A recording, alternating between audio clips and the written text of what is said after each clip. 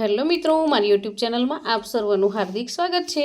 આજે આપણે ધોરણ 3 સ્વાધ્યાય પોથી ભાગ નંબર 4 વિષય પર્યાવરણ એકમ 17 છે પત્રનો પ્રવાસ। આ એકમનું આજે આપણે સંપૂર્ણ સોલ્યુશન જોવાના છીએ।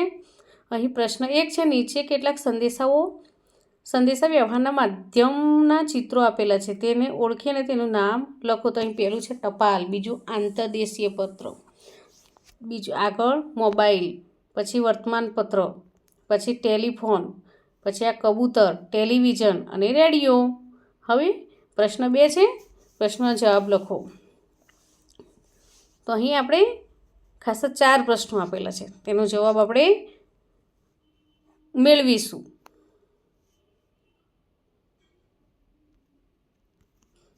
હવે અહીં પોસ્ટ ઓફિસમાંથી મળતી વસ્તુઓના નામ લખો। તો પોસ્ટકાર્ડ, પોસ્ટ ટિકિટ, પરબીડિયા મળે છે।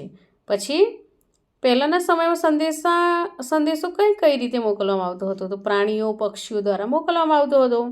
હવે પ્રશ્ન 3 છે, નીચે આપેલા વિધાનો લખેલા છે, તેમાં મોબાઈલ ફોનથી લાગુ પડતા હોય તેમાં લાલ રંગ પૂરવાનો છે, અને લાગુ ના પડતા હોય તેમાં લીલો રંગ પૂરવાનો છે।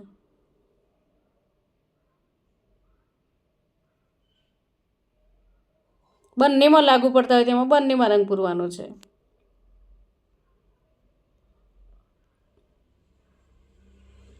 હવે અહીં પ્રશ્ન 4, કોષ્ટકમાં આપેલા કાર્યો કરવા માટે શાનો ઉપયોગ કરશો?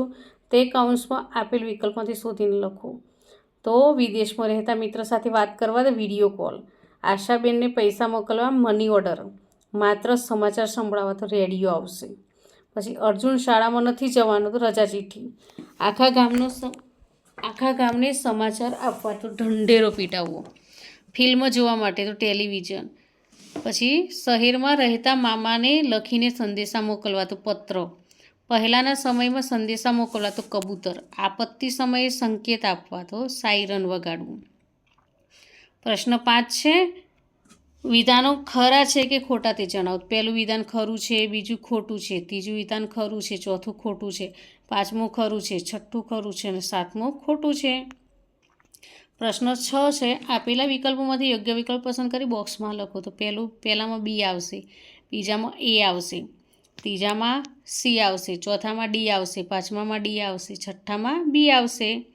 પછી અહીં પ્રશ્ન 7 છે, તમને ગમતા કોઈ પણ 2 સંદેશા વ્યવહારના માધ્યમના ચિત્ર દોરી તેના વિશે વાક્યો લખો। તો અહીં ટેલિવિઝન, તો અહીં ટેલિવિઝનનું ચિત્ર દોરવાનું છે। આ સંદેશા વ્યવહારનું મહત્ત્વનું સાધન છે। ટેલિવિઝન દ્વારા આપણે દ્રશ્ય શ્રાવ્ય સામગ્રી મળે છે, તે મનોરંજનના માધ્યમ તરીકે ઉપયોગી છે, લોકો મોટા પ્રમાણમાં તેનો ઉપયોગ કરે છે। હવે આવ્યું મોબાઈલ, તો અહીં મોબાઈલનું ચિત્ર દોરવાનું છે। મોબાઈલ સૌથી અગત્યનું સાધન છે, તેનાથી ખૂબ ઝડપી સંદેશો પહોંચાડી શકાય છે। આ સાધનની મદદથી ઘણા કામો સરળ બની ગયા છે। તો મિત્રો, અહીં આ એકમનો વિડીયો પૂરો થાય છે। જો તમને આ વિડીયો ગમ્યો હોય તો લાઇક, શેર અને સબસ્ક્રાઈબ ચોક્કસથી કરજો, અને હા, જેને જરૂર હોય તેને શેર પણ કરજો। બાય।